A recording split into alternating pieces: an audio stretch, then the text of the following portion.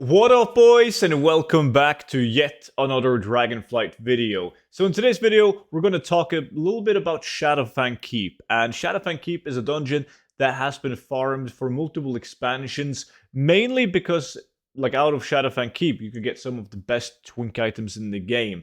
But Fankeep is insanely good, and it always has been, even when the twink items change. Now I'm going to talk in this video why that is, and patch 10.05 just made it even better.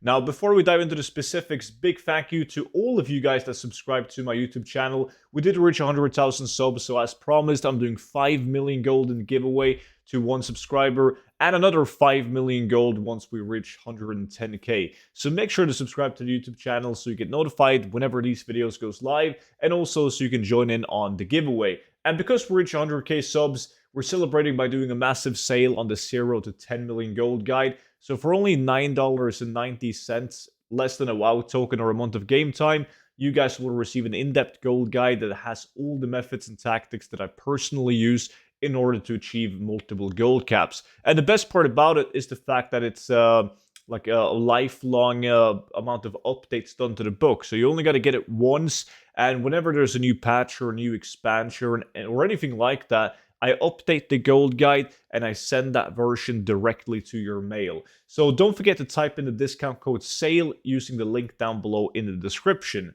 So Fankeep, as I mentioned, it has items that are extremely good. And even when people believe that Fankeep was a bust because the items were no longer used for twinking, it was still really good. We're talking about items like the Gloom Shroud armor, right? Which shares appearance with other items, but it's still a 500,000 gold chest. And they still sell. For some reason, I don't know why they sell, but there's been a lot of viewers of mine who has been farming Fankeep and that actually sold the Gloom Shroud. So it is kind of odd, like, because you can buy a Sunrock chest piece with the same appearance. So I'm not sure if it's scaled correctly, if it's used by twinks. But more interesting, the Shadowfang itself has no appearance like it. So people don't buy it because it's a twink item. People buy it for its appearance, and the price is insane on the Shadowfang. It has been for years. Even better is the ninja sword, the Duskbringer, the two-handed sword. It's also worth millions, and it's the only one of its kind. And because of patch 10.05, when you can transmog gray items and white items, it became even better because you can get items. I'm going to show a couple of examples of, I only did like 5 or 6 runs and I got a bunch of them. But you have items like the short-handled battle axe, which has no appearance like it. You have like the Seer's Mantle, a white item, no appearance like it. You have a full set called the Canvas. Now, if you look at this set, it seems like it has 4 items with the same appearance. It's the same design, yes, but if you take a look at the color on the chests, it's a completely different color than all the other items with the same model. So it's still a unique item.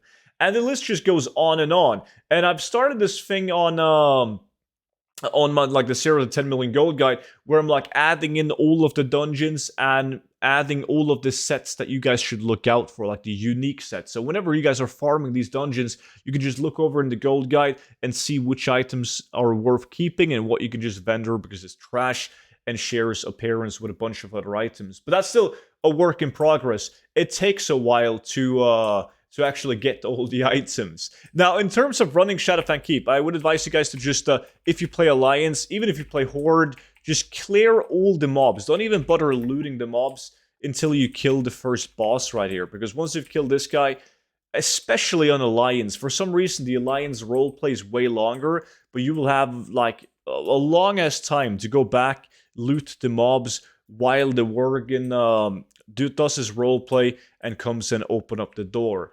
But the roleplay is different if you play Horde, so you don't have to wait as long and the runs are way smoother. That's pretty much like the only tip in terms of like the beginning of the dungeon. The only thing that you should keep in mind if you want to do these runs efficiently. But you don't have to bring a speed set tune or anything because the runs are fairly fast. And most people don't run the entire dungeon until the last boss. I'm going to show you guys. I'm just going to quickly walk through the route that I'm doing on my Alliance tune to show you guys how I'm running it. but you could. There's a couple of mobs up towards the second last and the last boss, but time-wise, it's usually not that efficient to actually go for the last two bosses because there's not that many mobs to kill and loot, right? But you want to clear out these mobs. Look out for chests because there's a lot of chests inside of Shadowfang Keep. There has to be a total of 3 chests, like guaranteed the 3 chests.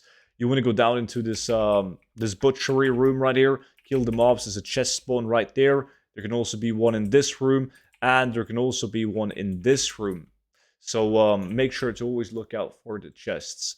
Once you cleared out this dining room, butchery room thingy, you want to keep on going up the stairs and make sure you kill the boss as well, because the boss can also drop the gray items and white items, as well as like Shadowfang and Gloomshroud and Duskbringer and all the other great items, Necrology Robe. There's another chest right here. I always open up the chest, by the way, because they have a relatively high chance of containing, like, especially some of these white items that are really good right now, and also unique items. Clear these guys. On these gargoyles, you gotta walk into them, like, hug them in order to pull them, and it's worth it, because, as I said, there's not that many mobs inside the dungeons, so you want to get all of them, like, as many as you can. Now, walking into this is actually the last room that you guys will clear out. So you kill these mobs right here, walk up the stairs. Keep in mind there's a chest to the left right here that could spawn. And if it's not up there, it's always going to be up underneath the staircase right here. But once you've killed these mobs, this is where I reset. I can't be arsed to do the rest of the dungeon and walk up this staircase. I just walk right here, and then you can literally just jump out the dungeon. You can jump out to the left, but you can also just jump down right here, and you're going to be just outside the entrance. Reset dungeon, go back in. But as I said, it's a great dungeon because it has some super high valuable items, and like all this loot, all of this is unique items that I kept from my run. All of these are items that aren't unique, but this is from like 5 runs. So doing 10 runs, you'll end up with a lot of items that's good enough to throw up on the auction house. But that was pretty much it for today's video. So if you guys want to watch all of these videos before anyone else, consider signing up to the VIP Discord. It's pretty much like a Patreon. Everything happens on a VIP Discord, where all my YouTube videos gets uploaded for you guys to see on the Discord before they go public on YouTube. We also share our latest gold farms, test new farms, share our investments for future patches and expansions, and more good stuff. So you'll find that link down below in the description together with the gold guide. But that's it, guys. Thank you all so much for watching, and I will see you all back in at the next video. Until then, bye-bye.